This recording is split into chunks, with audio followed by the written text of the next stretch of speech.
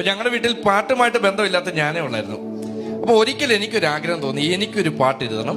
അങ്ങനെ പാട്ടെഴുതാൻ വേണ്ടി ഞാൻ നല്ല സിയോൻ ഗീതാവിന്റെ പുസ്തകം എടുത്തോണ്ട് അകത്ത് കയറി 4-5 വരി അടിച്ചു മാറ്റിയിട്ട് ആരും അറിയാതെ 3-4 വരി എഴുതണം, അല്ലാതെ പാട്ട് വരില്ലെന്നുള്ള കാര്യം എനിക്ക് ഉറപ്പായിരുന്നു. പക്ഷെ ഈ വീട്ടിൽ സിബ്ലിങ്സ് ഉണ്ടെങ്കിൽ അവർ കണ്ടുപിടിക്കുന്ന പറയുന്നത് ഏറ്റവും വലിയ തെളിവാണ്. എന്റെ വീട്ടിൽ അത് കണ്ടുപിടിച്ചു. പിന്നെ ബൈബിൾ തുറന്ന സങ്കീർത്തനമൊക്കെ നോക്കിയിട്ട് ഞാൻ വിചാരിച്ചു, അന്ന് സങ്കീർത്തനത്തിൽ നിന്ന് 3-4 വരി എടുക്കാൻ നോക്കിയപ്പോൾ അവിടെ നിന്ന് എല്ലാം പാട്ട് എഴുതിയും വെച്ചിട്ടുണ്ട്. അങ്ങനെ പുതിയ നിയമത്തിൽ ലൂക്കോസ് സുവിശേഷം എടുത്ത് ഇങ്ങനെ വായിച്ചു വന്നപ്പോൾ 2 പേര് വീട് വെക്കുന്ന എഴുതി. ഒരാൾ ഭയങ്കര വേഗത്തിൽ വീട് വെച്ചു, മണ്ണിനകത്തായിരുന്നു വീടിന്റെ വെപ്പ്.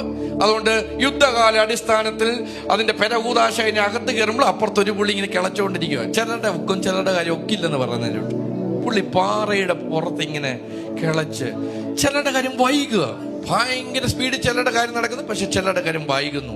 പക്ഷെ വൈകിയാലും പണി തീർന്നു, ഗ്രഹത്തിന്റെ പണി തീർന്നു. കുറച്ചു കഴിഞ്ഞപ്പോൾ വലിയൊരു കാറ്റടിച്ചു. കാറ്റത്ത് വേഗത്തിൽ വന്നത് ചിലതൊക്കെ നിലംപരിചായപ്പോൾ ദൈവം സ്ഥാപിച്ചതിനെ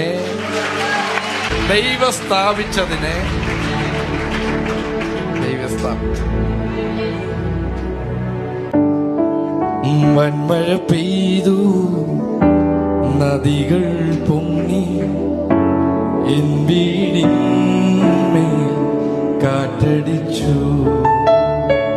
ഇത് സാധാരണ എല്ലാവരും അനുഭവം വന്ന പാട്ട് എഴുതുന്നത്. പക്ഷെ ഞാൻ പാട്ട് എഴുതിക്കാൻ അനുഭവം തുടങ്ങി.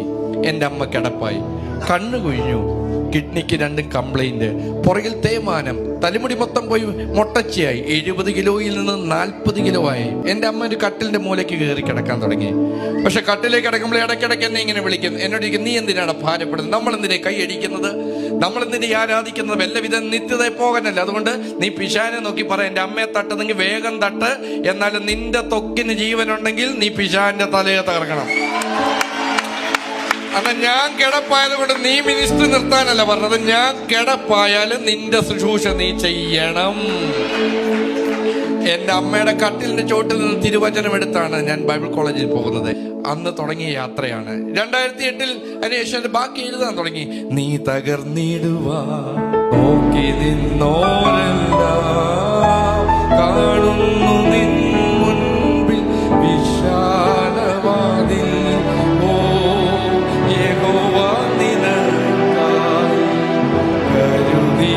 വഴികൾ നീ പോലും